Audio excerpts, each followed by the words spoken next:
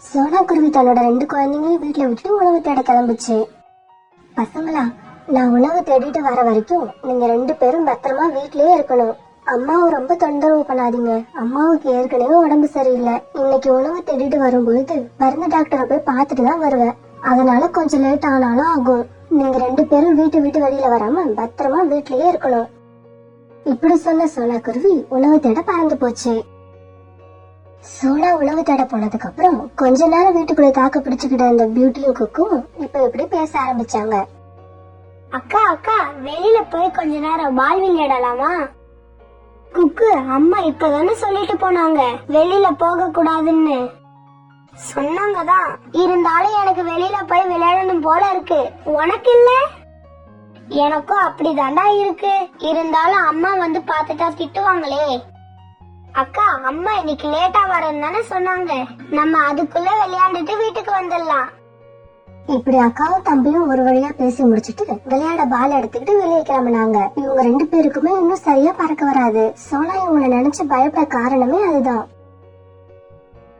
வீட்டை விட்டு வெளியில வந்த கொக்கும் பியூட்டியும் ரொம்ப மகிழ்ச்சியா பந்து விளையாண்டாங்க. உணவு தேட பறந்து போய்கிட்டு இருந்த சோனா குருவிக்கு இப்போ உடல்நிலை ரொம்ப மோசமா இருந்ததால ஒரு மரத்துல உட்காந்துச்சு. கடவுளே, என்ன இது? உடம்பு ரொம்ப டயர்டா இருக்கே, நெஞ்சையும் வலிக்கிற மாதிரி இருக்கு. எனக்கு என்னைக்கும் அப்படி வேர்க்கதே இல்லையே, இன்னைக்கு ஏன் இப்படி வேர்க்குது? கொஞ்ச நேரம் உட்காந்து ரெஸ்ட் எடுத்தா சரியா போயிடும் நினைச்ச சோனா குருவிக்கு இருக்க படபடப்பும் பயமும் அதிகமாச்சே தவிர குறையவே இல்லை. நாம இப்ப இருக்க நிலைமையில எங்கேயும் போக முடியாது. வீட்டுல கொஞ்சம் தானியங்கள் இருக்கு, அதனால இன்னைக்கு உணவு தேடணும்னு அவசியம் இல்ல. வீட்டுல போய் கொஞ்ச நேரம் படுத்து ரெஸ்ட் எடுத்துட்டு பறந்து டாக்டர் வீட்டுக்கு அப்புறமா போவோம். இப்படி நினைச்ச சோனா குருவி திரும்பவும் வீட்டுக்கே பறந்து போச்சு. இப்படி திரும்ப பறந்து போன சோனா குருவியால சரியாவே பறக்க முடியல. பறந்து போக ரொம்ப கஷ்டப்பட்டுச்சு. கடவுளே, என்னை எப்படியாவது வீட்டுல கொண்டு போய் சேர்த்துடு. என் குழந்தைங்க முகத்தை நான் ஒரு தடவையாவது பார்த்தாகணும். இப்படி நினைச்சுக்கிட்டே தட்டு தடுமாறி பறந்து போன சோனா குருவிக்கு போனதும் உட்கார கூட முடியாம கூட்டுல போய் விழுந்துடுச்சு. அம்மா வீட்டுக்குள்ள போனதை பார்த்த குக்கும் பியூட்டியும் அவசரமா வீட்டுக்கு பறந்து போனாங்க. குழந்தைங்களை பார்த்த சோனா குருவி கண்ணுல இருந்து கண்ணீர் வந்துகிட்டே இருந்துச்சு. சோனா குருவி குழந்தைங்க கிட்ட என்னென்னமோ பேசணும்னு நினைக்குது, ஆனா அதால முடியல. அதோட நெஞ்சில ஏற்பட்ட வலி இப்ப கொஞ்சம் கொஞ்சமா அதிகமாயி சோனாவால சுத்தமா பேச விடாம பண்ணிடுச்சு. சோனாவுக்கு நெஞ்சு வலியால வந்த கஷ்டத்தை விட குழந்தைங்க கிட்ட பேச முடியலங்கிற கஷ்டம் தான் அதிகமா இருந்தது. இப்படி போராடிக்கிட்டு இருந்த சோனா குருவி தன்னோட 2 குழந்தைங்களையும் அனாதி ஆக்கிட்டு தன்னோட கண்களை நிரந்தரமா மூடிடுச்சு. அக்கா, அம்மா என்ன எதுவும் பேசாம கண்ணை முடிக்கிட்டாங்க. எல்லாம் நம்மளாலதான். நாம அம்மா சொல்லியும் கேட்காம வெளியே போய் விளையாண்டதால அம்மா கோவமா இருக்காங்கன்னு நினைக்கிறேன். தங்களை பெத்த தாய் இறந்து போனதை கூட தெரிஞ்சுக்க முடியாத சின்ன வயசுல இருந்த குழந்தைங்க 2 பேரும் அம்மா நம்ம மேல கோவமா இருக்காங்கன்னு நினைச்சுக்கிட்டாங்க. அம்மா அம்மா, இனிமே நாங்க வெளியில போய் விளையாட மாட்டோமா?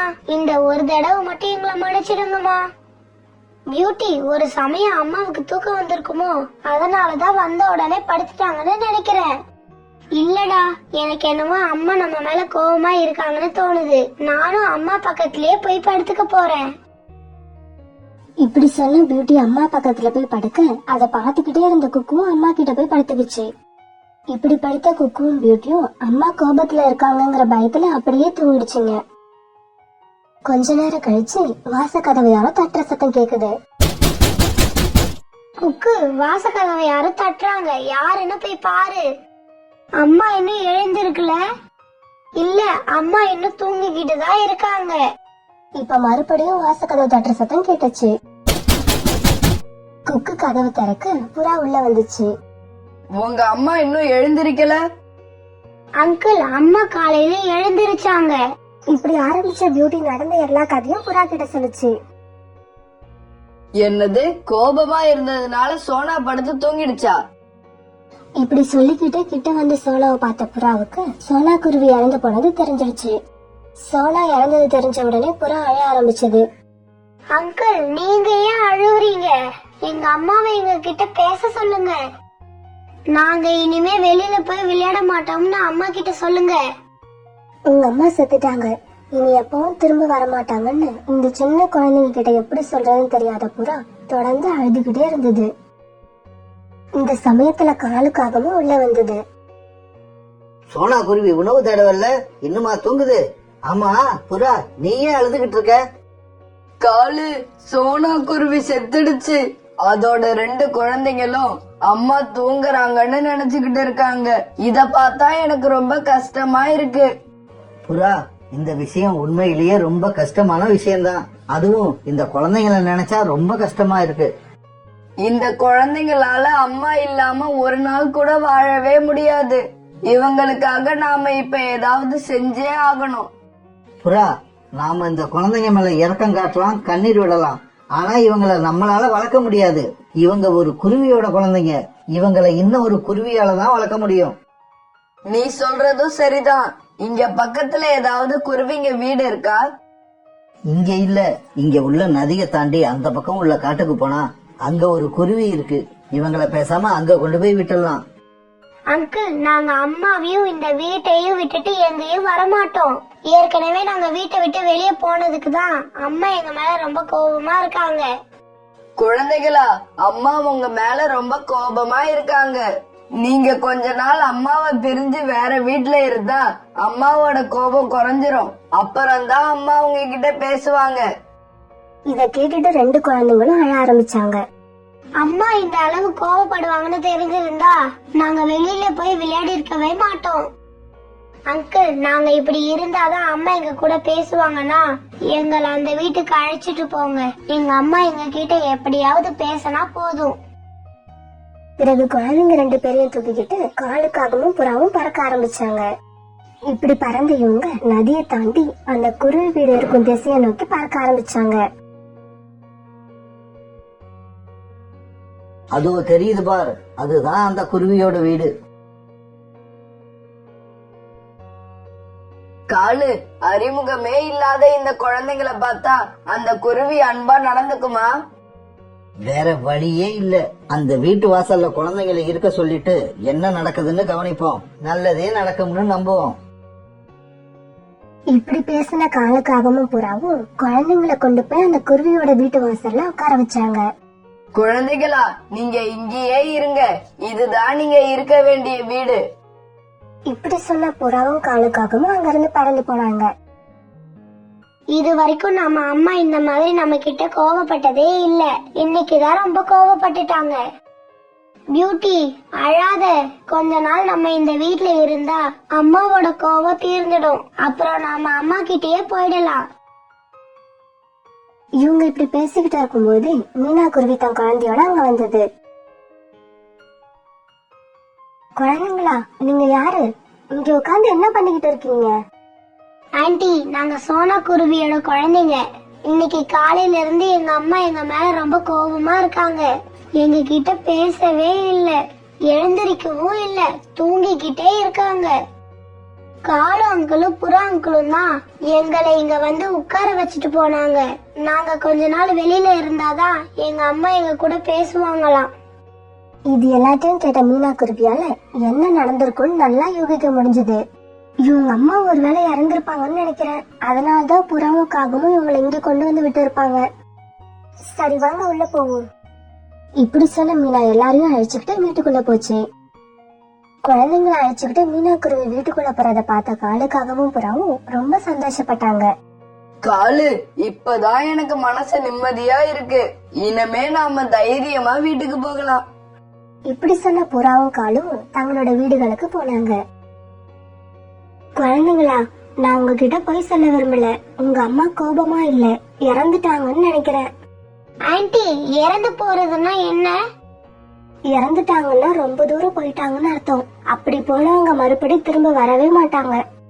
அப்படின்னா எங்க அம்மா எங்களை விட்டுட்டு ரொம்ப தூரம் போயிட்டாங்களா? ஆமா குழந்தைங்களா, உங்க அம்மா உங்களை விட்டு ரொம்ப தூரமா போயிட்டாங்க. இந்தாங்க, இந்த பழங்களை சாப்பிடுங்க. இனிமே நான் தான் உங்களுக்கு அம்மா. நான் உங்களை என் கூடவே வச்சுப்பேன். ஆன்ட்டி, எனக்கு எதுவும் வேண்டாம். அம்மா இல்லாம நான் எதையும் சாப்பிட மாட்டேன். இப்ப மறுபடியும் உங்க அம்மாவை நீங்க கோபப்படுத்த போறீங்களா என்ன? இப்ப இந்த பழங்களை சாப்பிடலன்னா உங்க அம்மா மறுபடியும் கோபமாயிடுவாங்க. மீனா குருவி இப்படி சொன்னதும் அக்கா தம்பி 2 பேரும் சத்த போடாம பழங்களை சாப்பிட்டாங்க. இப்படியே சில நாட்கள் நகர்ந்துச்சு. மீனா குருவி குக்குவையும் பியூட்டியையும் தன் கூடவே வச்சிருந்தது. அவங்களையும் தன்னோட குழந்தை மாதிரியே நடத்துச்சு. இப்ப குக்கும் பியூட்டியும் நல்லா பறக்க கத்துக்கிட்டாங்க. இறந்து போறதுனா என்னன்னு இப்ப இவங்க 2 பேருக்கும் நல்லா தெரியும். அம்மா, எங்க 2 பேரையும் உங்க வீட்ல நீங்க வச்சுக்கலனா நாங்க 2 பேரும் எப்பவோ செத்து போயிருப்போம். எங்க அம்மா இறந்த சமயத்துல எங்களுக்கு பறக்க கூட தெரியாது. குக்கு, பியூட்டி, நீங்க 2 பேரும் இப்படி பேசுறத முதல்ல நிறுத்துங்க. நீங்க 2 பேரும் என்னோட குழந்தைங்க. நான் உங்க மேல எவ்வளவு அன்பு வச்சிருக்கேன் தெரியுமா? நீங்க இல்லாம கண்டிப்பா என்னால வாழ முடியாது. ஒரு நாள் ராத்திரி மீனாவும் குழந்தைங்க 3 பேரும் தங்களோட வீட்டுல படுத்து தூங்கிக்கிட்டு இருந்தாங்க. அப்ப திடீர்னு வேகமான காத்தோட இடி இடிச்சுக்கிட்டு மழை பெய்ய ஆரம்பிச்சது. காத்து மழையோட வேகம் நேரம் ஆக ஆக அதிகமாகிட்டே இருந்துச்சு. மீனாவோட வீடு ரொம்ப பழைய வீடுதான். அதனால இந்த காத்தையும் மழையும் தாங்க முடியாம உடைஞ்சு கீழே விழுந்துடுச்சு. குழந்தைங்களா, எல்லாரும் பத்திரமா இருக்கீங்களா? அம்மா, நாங்க எல்லாருமே பத்திரமா தான் இருக்கோம். பிறகு எல்லாரும் ஒரு மரத்துல போய் உட்கார்ந்தாங்க. குழந்தைங்களா, உங்கள யாருக்கும் எங்கேயும் அடிபடல? இல்லம்மா, நாங்க எல்லாரும் நல்லாதான் இருக்கோம். நீங்க எப்படிமா இருக்கீங்க? நான் நல்லா இருக்கேன்டி செல்லம். நம்ம வீடுதான் சுத்தமா இடிஞ்சு கீழே விழுந்துடுச்சு. இப்படி சொன்ன மீனா மனசு தாங்காம அழுதுது. அம்மா, அழாதீங்கம்மா, நாங்க இருக்கிறோம். நாங்க இப்ப பெரியவங்களாயிட்டோமா. நீங்க வேணா பாருங்க, நாங்க எல்லாம் சேர்ந்து நாளைக்கு சாயங்காலத்துக்குள்ள ஒரு அழகான வீட்டை கட்டி முடிச்சிருவோம். அப்படியே செய்வோம் குக்கு. நாளைக்கு காலையிலேயே அந்த வேலையை ஆரம்பிப்போம். பிறகு அன்னைக்கு ராத்திரி பூரா அந்த மரத்திலேயே மழையில நனைஞ்சுக்கிட்டு எல்லாரும் உட்கார்ந்து இருந்தாங்க.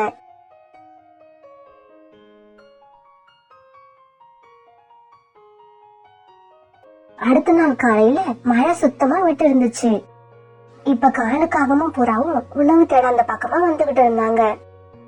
மீனா குருவியோட வீடு இடிஞ்சு கிடக்கிறத பார்த்த இவங்க மீனாவும் குழந்தைங்களும் உட்கார்ந்து இருந்த மரத்து பக்கம் போனாங்க. அம்மா, அம்மா, இவங்க தான் எங்களை உங்க வீட்டுல விட்டுட்டு போனவங்க. அப்படியா? நீங்களா இவங்க குழந்தைங்களா இருக்கும் போது என் வீட்டு வாசல்ல விட்டுட்டு போனது? ஆமா குருவி, நாங்க தான் இங்க கொண்டு வந்து விட்டோம். அத இப்ப நினைச்சு பார்த்தாலும் கொஞ்சம் வெக்கமா தான் இருக்கு. இருந்தாலும் அப்ப எங்களுக்கு வேற வழி தெரியல. குருவி குழந்தைகளை எங்களால வளர்க்க முடியாதுன்னு உனக்கே தெரியும். அதனாலதான் அப்படி செஞ்சோம். புறா அங்கிள், நீங்க எங்களை இங்க கொண்டு வந்து விட்டது எங்களோட நல்ல நேரம் தான். இல்லாட்டி எங்களுக்கு இப்படி ஒரு அம்மா கிடைச்சிருக்க மாட்டாங்க. ஆமா, உங்க வீடு எப்படி உடைஞ்சது? எங்க வீடு ஏற்கனவே கொஞ்சம் மோசமான நிலைமையில தான் இருந்துச்சு. அதோட காத்து மழையும் வேகமா இருந்ததால வீடு உடைஞ்சு கீழே வந்துடுச்சு. இப்ப உங்களுக்கு இருக்க வீடு வேணும், அதுதானே பிரச்சனை. எல்லாரும் எங்க கூட வாங்க. அப்படியா? புராணா, எங்களை எங்க அழைச்சிட்டு போவீங்க? சோனா குருவியோட வீடு இப்பவும் காலியா தான் இருக்கு. சோனா குருவி அந்த வீட்டை ரொம்ப அழகாவும் ஸ்ட்ராங்காவும் கட்டி இருக்கு. நீங்க அந்த வீட்டுல வந்து தங்கிட்டீங்கன்னா நீங்க மழைய பத்தியும் காத்த பத்தியும் கவலைப்படவே தேவையில்லை. இத கேட்டுட்டு எல்லாரும் ரொம்ப சந்தோஷமானாங்க.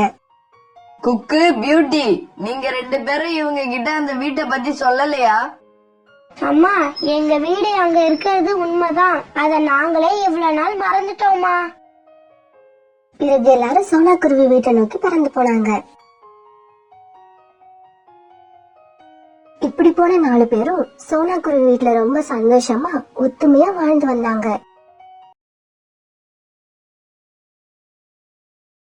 தூரமா இருந்த ஒரு காட்டுல நிறைய பறவைகள் ஒத்துமையாவும் அன்பாவும் வாழ்ந்து வந்தாங்க. அப்படி வாழ்ந்த பறவைங்கள்ல நிறைய பேர் தங்களோட கூடுகள்ல முட்டையிட்டு அதை பத்திரமா பாதுகாத்து வந்தாங்க. அப்படி வாழ்ந்த பறவைகள்ல சோனா குருவியும் ரீட்டா கிளியும் வெளிநாட்டுல வேலை பாக்குற தங்களோட கணவர்கள அன்னைக்கு வழி அனுப்பி வச்சாங்க. சோனா, நானும் ராக்கியும் வேலை பார்க்க வெளிநாடு போறதால நீயும் ரீட்டா கிளியும் ஒருத்தருக்கு ஒருத்தர் உதவியா இருந்து குடும்பத்தை நடத்துங்க. ராணாஜி, நீங்க எங்களை பத்தி கவலைப்படாம வெளிநாட்டுல போய் நிம்மதியா வேலை பாருங்க. ஒருத்தர் கவனிச்சுக்கிட்டு நீங்க நினைச்ச மாதிரியே ஒத்துமையா இருப்போம். ரீட்டா, இப்ப நம்ம காட்டுல முட்டைகள் வேற திருட்டு போய்கிட்டு இருக்கு. அதனால நீயும் சோனாவும் ரொம்ப ஜாக்கிரதையா இருக்கணும். சரி, நாங்க கிளம்புறோம். முட்டைகளை கவனமா பாத்துக்கிட்டு நீங்களும் பத்திரமா இருங்க. இப்படி சொல்லிட்டு பிறகு ராணாவும் ராக்கியும் வெளிநாட்டை நோக்கி பறந்து போனாங்க. இப்படியே சில நாட்கள் நகர்ந்துச்சு. இப்ப என்னால வீட்டை விட்டு எங்கேயுமே போக முடியாது. ஏன்னா என் வீடு அவ்வளவு பாதுகாப்பா இல்ல. ஒருவேளை நான் வீட்டை விட்டு எங்கேயாவது வெளியில போனா என்னோட முட்டைகள் திருட்டு போனாலும் போயிடும். அதனால என்னோட முட்டையில இருந்து குழந்தைங்க வெளியே வர வரைக்கும் நான் கண்டிப்பா இந்த முட்டைகளை விட்டு எங்கேயும் வெளியில போக மாட்டேன். சோனா குருவி தன்னோட மனசுல நினைச்ச மாதிரி முட்டைகளை தனியா விட்டுட்டு எங்கேயும் போறதே கிடையாது. தன்னோட வீட்லயே இருந்து முட்டைகளை பாதுகாப்பா கவனிச்சுக்கிச்சு. இதே மாதிரி ரீட்டா கிளி தன்னோட வீட்டுல தாங்கிட்ட 2 முட்டைகளையும் ரொம்பவும் கவனமா பாத்துக்குச்சு. இருந்தாலும் அன்னைக்கு ரீட்டா கிளிக்கு பசி ரொம்பவும் அதிகமா எடுத்தது. இப்ப நான் என்ன பண்ணுவேன்? பசி வேற வயித்தை கிள்ளுது. அதே சமயம் முட்டைகளையும் நான் பாதுகாக்கணும். முட்டைகளை தனியா விட்டுட்டு உணவு தேட போனா கண்டிப்பா என்னோட முட்டைகள் திருட்டு போயிடும். ரீட்டா கிளி இப்படி யோசிக்கிறதுக்கு காரணம் ரீட்டா கிளியோட வீடு அவ்வளவு பாதுகாப்பானதா இல்ல. வீட்டு ஜன்னல்ல அந்த கதவு ரொம்பவும் உடைஞ்சு போயிருந்ததால ஜன்னல் வழியா யார் வேணாலும் உள்ள வரலாங்கிற நிலைமை இருந்தது. என்னோட பசியும் போக்கி ஆகணும். அதே சமயம் முட்டைகளும் பாதுகாப்பா இருக்கணும். அதுக்கு நான் இப்ப என்ன பண்ணுவேன்? இப்படி யோசிக்கிட்டு இருந்த ரீட்டா கிளியோட மனசுல அதுக்கு ஒரு ஐடியா வந்தது. பிறகு ரீட்டா கிளி நிறைய இலைகளை எடுத்துக்கிட்டு வந்து தன்னோட முட்டைகள் மேல போட்டு மூடி வச்சது. இப்படி இலைகளை போட்டு தன்னோட முட்டைகளை மூடி வச்சதும் ரீட்டா கிளிக்கு ரொம்ப சந்தோஷமாவும் திருப்தியாவும் இருந்தது. அப்பாடா, முட்டைகளை ஒரு வழியா வெளியே தெரியாம இலைகளை வச்சு மூடியாச்சு. இதுக்கப்புறம் நாம உணவு தேட போகலாம். இருந்தாலும் உணவு தேடுறதுக்கு நாம ரொம்ப நேரம் எடுத்துக்க கூடாது. எவ்வளவு சீக்கிரம் திரும்பி வர முடியுமோ அவ்வளவு சீக்கிரம் திரும்பி வந்துடணும். இப்படியோ ரீட்டா கிளி பிறகு உணவு தேட பறந்து போச்சு. இப்படி உணவு தேட போன கொஞ்ச நேரத்திலேயே ரீட்டா கிளிக்கு தானியங்களும் கிடைச்சிருச்சு. அந்த தானியங்களை எடுத்துக்கிட்டு ரீட்டா கிளி அவசர அவசரமா தன்னோட வீட்டுக்கு திரும்பி வந்தது. ஆனா பாவம், ரீட்டா கிளி வீட்டுக்கு வந்து பார்த்தப்ப அதோட கூட்டுல அதை விட்டுட்டு போன 2 முட்டைகள் இல்ல. இலைகள் எல்லாம் பறந்து கீழே விழுந்து கிடந்தது. என்னோட முட்டைகள் எங்க போச்சுன்னு தெரியலையே. மூடி வச்ச இலைகள் எல்லாம் கீழே விழுந்து கிடக்கு. அட பாவமே, இப்படி நடக்குன்னு தெரிஞ்சிருந்தா நான் உணவு தேட போயிருக்க மாட்டேன். உணவு தேட போனதெல்லாம் நான் என்னோட முட்டைகளை இழந்துட்டேன். என்னோட முட்டைகளை நான் தொலைச்சிட்டேன். பாவம் ரீட்டா கிளி விட்ட முட்டைகளை யாரோ திருடிட்டு போயிட்டாங்க. என்ன செய்யறதுன்னு தெரியாத ரீட்டா கிளி இப்படி அழுதுகிட்டே இருந்தது. இந்த மாதிரி ரீட்டா கிளி வீட்டுல மட்டும் இல்ல, இன்னும் நிறைய இடங்கள்ல முட்டை திருட்டு போயிட்டு தான் இருந்தது. ஆனா அந்த காட்டுல உள்ள பறவைங்களுக்கு யார் முட்டையை திருடிட்டு போறதுன்னு தெரியவே இல்லை. சோனா குருவி தான் முட்டையிடறதுக்கு முன்னாடியே புத்திசாலித்தனமா தனக்கு தேவைப்படுற உணவுகளை கொண்டு வந்து சேகரிச்சுக்குச்சு. அதனால சோனா குருவி வெளியில போறதுக்கான அவசியமே ஏற்படல. இப்படி இருக்கிறப்ப ஒரு நாள் காலுக்காகத்தோட மனைவி கோரிக்காகவும் சோனா குருவி பார்க்க அவங்க வீட்டுக்கு வந்தது. என்ன சோனா, இப்ப கொஞ்ச நாளா உன்னை வெளியில எங்கேயுமே பார்க்க முடியல. உன்னோட உடம்புக்கு எந்த பிரச்சனையும் இல்லல்ல? நல்லா தானே இருக்க? கோரி அக்கா, எனக்கு உடம்பெல்லாம் நல்லாதான் இருக்கு. இருந்தாலும் நான் இப்ப 2 முட்டைகள் இட்டு இருக்கேன். அதனாலதான் வீட்டை விட்டு எங்கேயும் வெளியில கிளம்பாம இருக்கேன். உங்களுக்கு தான் தெரியுமே, நம்ம காட்டுல முட்டைகள் இப்ப அதிகமா திருட்டு போகுது. அதனால முட்டைகளை தனியா விட்டுட்டு நான் எங்கேயுமே போறதில்ல. ஆமா கோரி அக்கா, நான் என்ன பத்தியே பேசிட்டு இருக்கேன். உங்களை பத்தி விசாரிக்கவே இல்ல. நீங்க எப்படி இருக்கீங்க? இப்ப இங்க என்ன விஷயமா வந்தீங்க? என்ன சோனா இப்படி கேட்டுட்ட? உன்னை பார்த்து ரொம்ப நாள் ஆகுது. நீயும் வெளியில வர்றதே இல்ல. அதனால உனக்கு உடம்பு சரியில்லாம போயிருக்குமோன்னு நினைச்சுதான் உன்னை பாக்கறதுக்காக இப்ப வந்தேன். அப்படி நான் வந்தது தப்புன்னா என்ன மன்னிச்சிடு சோனா. என்ன கோரி அக்கா, என்கிட்ட போய் மன்னிப்பெல்லாம் கேக்குறீங்க? நீங்க என் வீட்டுக்கு வந்தது தப்புன்னு நான் சொல்லவே இல்லையே. எனக்கு ஒரு அக்கா இருந்திருந்தா என்னை காணாம அவங்க இப்படி என்னை தேடி வந்திருப்பாங்கல்ல. அதே மாதிரி நீங்களும் என்னை பாக்குறதுக்காக தேடி வந்திருக்கீங்க. இதுக்கு நான் ரொம்ப கொடுத்து வச்சிருக்கணும். நீங்க எப்ப வேணாலும் என்னை பாக்குறதுக்காக என் வீட்டுக்கு வரலாம். சரி சோனா, நான் கிளம்புறேன். நீ உன்னையும் உன்னோட முட்டைகளையும் பத்திரமா பாத்துக்க. முட்டைகளை திருடுற அந்த முட்டை திருட யாருன்னு தெரியற வரைக்கும் நாம கொஞ்சம் ஜாக்கிரதையா தான் இருந்தாகணும். இப்படி சொன்ன கோரிக்காகவும் பிறகு அங்கிருந்து தன்னோட வீட்டுக்கு பறந்து போச்சு. கோரிக்காகவும் போய் கொஞ்ச நேரம் கழிச்சு ரீட்டா கிளி அழுதுகிட்டே சோனா குருவி வீட்டுக்கு வந்தது. சோனா, நான் மோசம் போயிட்டேன். சோனா, நான் மோசம் போயிட்டேன். என்னோட 2 முட்டைகளையும் யாரோ வீட்டுக்குள்ள வந்து திருடிக்கிட்டு போயிட்டாங்க. ரீட்டா, முட்டைகளை தனியா விட்டுட்டு நீ எங்க போன? சோனா, ரொம்ப பசியா இருக்குதுன்னு பக்கத்துல ஏதாவது உணவு இருந்தா தேடி பார்க்கலான்னு போனேன். அப்ப கூட என்னோட முட்டைகளை இலைகளை வச்சு மூடிட்டு தான் போனேன். அப்படியே என்னோட முட்டைகள் திருட்டு போயிடுச்சு. ரீட்டா, உன்னோட வீட்டுல உணவு கொண்டு வந்து சேகரிச்சு வச்சிருந்தீங்களே, அதெல்லாம் எங்க? சோனா, நான் கொண்டு வந்து சேகரிச்சு வச்ச உணவெல்லாம் தீர்ந்து போயிடுச்சு. அதனாலதான் வெளியே போற மாதிரி ஒரு சூழ்நிலை உண்டாச்சு. சரி ரீட்டா, மனச தேத்திக்க. ஏன்னா நீ எவ்வளவு அழுதாலும் காணாம போன உன்னோட முட்டைகள் திரும்பி வரப்போறதே இல்ல. சோனா குருவியோட இந்த பேச்ச கேட்ட ரீட்டா கிளி பிறகு அழுதுகிட்டு தன்னோட வீட்டை நோக்கி பறந்து போச்சு. இப்படியே சில நாட்கள் நகர்ந்துச்சு. பிறகு ஒரு நாள் கோரிக்காக மறுபடியும் சோனா குருவியை பார்க்க அவங்க வீட்டுக்கு வந்தது. சோனா, எப்படி இருக்க? இன்னுமா உன்னோட முட்டைகள் இருந்து குழந்தைங்க வெளில வரல? இல்ல கோரி அக்கா, என்னோட முட்டைகள்ல இருந்து குழந்தைங்க வெளிவரத்துக்கு இன்னும் கொஞ்சம் நாட்கள் ஆகும். அப்புறம் கோரி அக்கா, நீங்க எப்படி இருக்கீங்க? நான் நல்லாதான் இருக்கேன் சோனா. இந்த பக்கம் ஒரு வேலையா வந்தேன். அப்போ உன்னோட ஞாபகம் வந்ததால உன்னையும் பார்த்துட்டு உன்னோட முட்டைகள்ல இருந்த குழந்தைகளையும் வெளியே வந்துருச்சான்னு தெரிஞ்சுக்கிட்டு போகலான்னு தான் இங்க வந்தேன்.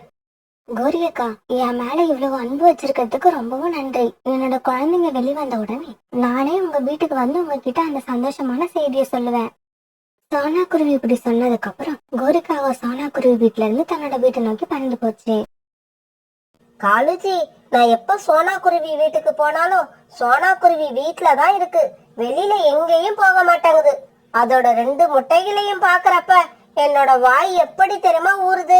இருந்தாலும் நான் ரொம்ப கண்ட்ரோல் பண்ணிக்கிட்டு திரும்பி வந்துடுறேன். அந்த முட்டைகளை நான் சாப்பிடறதுக்கு ஏதாவது ஐடியா சொல்லுங்க காலுஜி.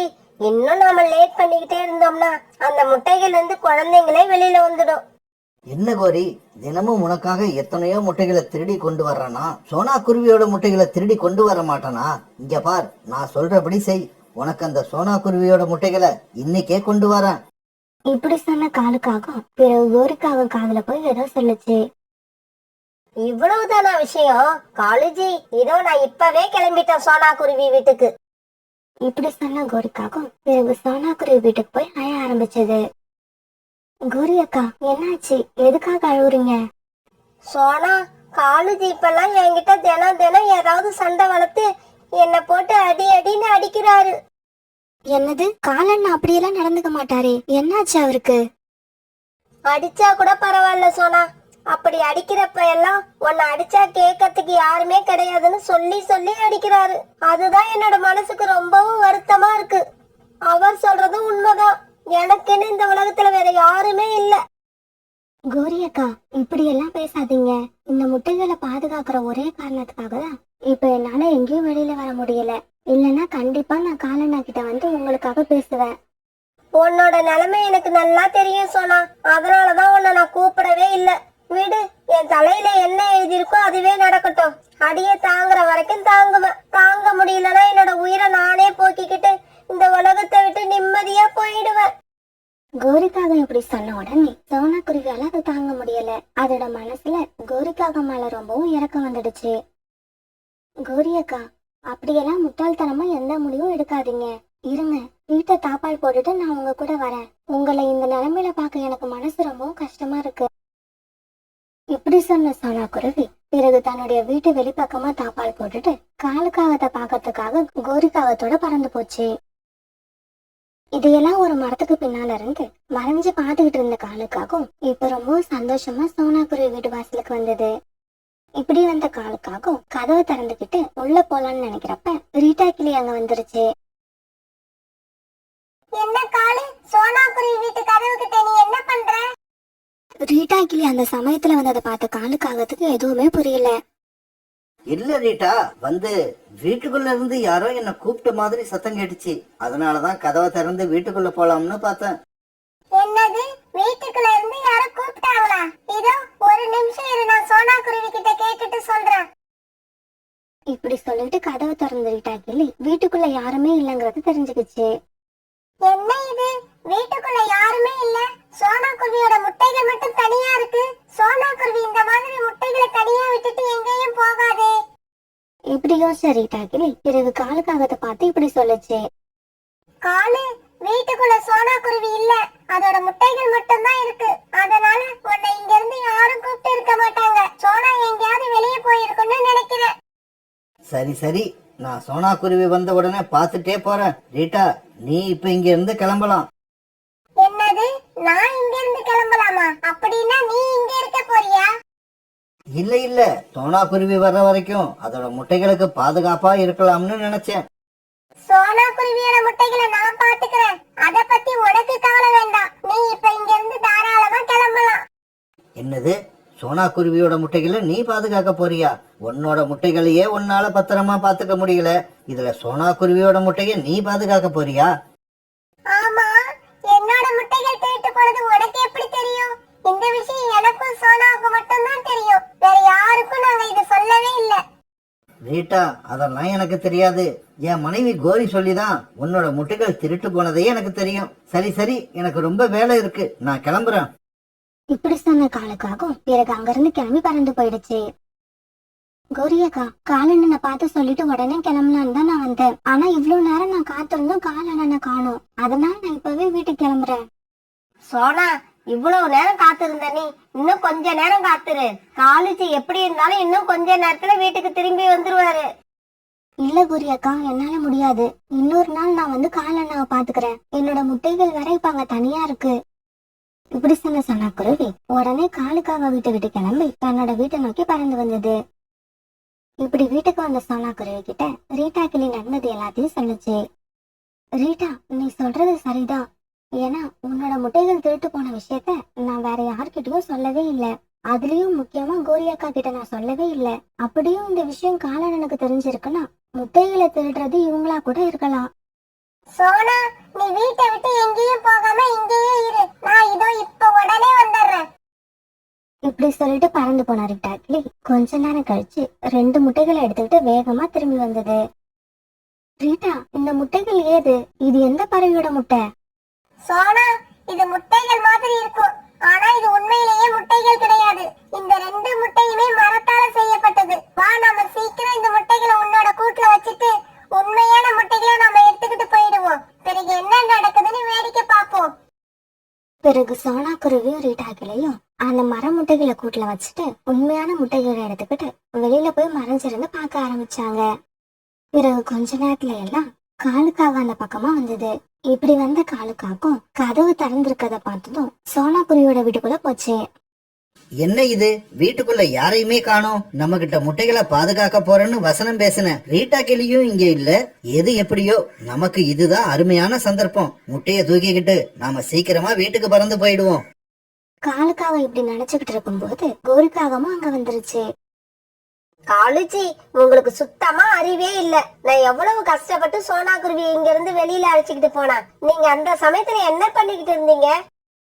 கோரி, இந்த விஷயத்துல நீ என்ன திட்டவே கூடாது. ஏன்னா இந்த முட்டைகளை குடிக்கிறதுக்கு உனக்குள்ள ஆர்வத்தை விட இந்த முட்டைகளை திருடி கொண்டு வந்து உனக்கு கொடுக்கறதுல எனக்கு அதிகமா ஆர்வம் இருக்கு. பிறகு காலுக்காகவும் ரீட்டா கிளி வந்த விஷயத்தையெல்லாம் கோரிக்காகத்துக்கிட்ட எடுத்து சொல்லுச்சு. சரி காலுஜி, வாங்க. இப்ப யாரும் இல்ல. நாம 2 பேரும் ஆளுக்கு ஒரு முட்டைய வச்சுட்டு சீக்கிரமா இடத்த காலி பண்ணுவோம்.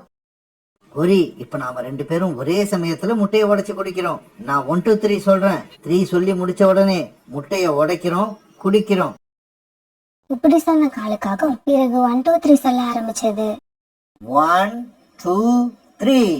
காலுக்காக இப்படி 1 2 3 சொல்லி முடிச்ச உடனே 2 காகங்களும் உண்மையான முட்டைன்னு நினைச்சுக்கிட்டு அந்த மர முட்டைய வேகமா கொத்த 2 பேரோட அடங்களும் உடைஞ்சு போயிடுச்சு. காலுஜி, முட்டை என்ன இவ்வளவு ஸ்ட்ராங்கா இருக்கு? இத கொத்தனதால நம்ம 2 பேரோட அழகுகளும் உடைஞ்சு போயிடுச்சு. அழகுகள் உடைஞ்சு போன சோகத்துல 2 காகங்களும் அழுதுகிட்டு இருக்க இப்ப சோனா குருவியும் ரீட்டா கிளியும் வீட்டுக்குள்ள வந்தாங்க. ஏன் நம்பிக்கை துரோகிகளே, உங்களுக்கு இந்த தண்டனை சரியான தண்டனை தான். ஏன்னா இது வரைக்கும் மத்தவங்க முட்டைகளை திருடி தின்னு காலத்தை ஓட்டிக்கிட்டு இருந்த நீங்க 2 பேரும் இதுக்கப்புறம் யாரோட முட்டையும் உடைச்சு குடிக்க முடியாது. ரீட்டா, ஏன் இந்த காகங்கள் கிட்ட இவ்வளவு கோபம் பேசுற? அவங்க பாவம், அவங்க கிட்ட கொஞ்சம் கருணை காட்டு. காலண்ணா, கோரி அக்கா, நீங்க 2 பேரும் இந்த முட்டைகளை ரொம்பவும் அவசரமா கொத்தினதால தான் உங்க அழகுகள் உடைஞ்சு போச்சு.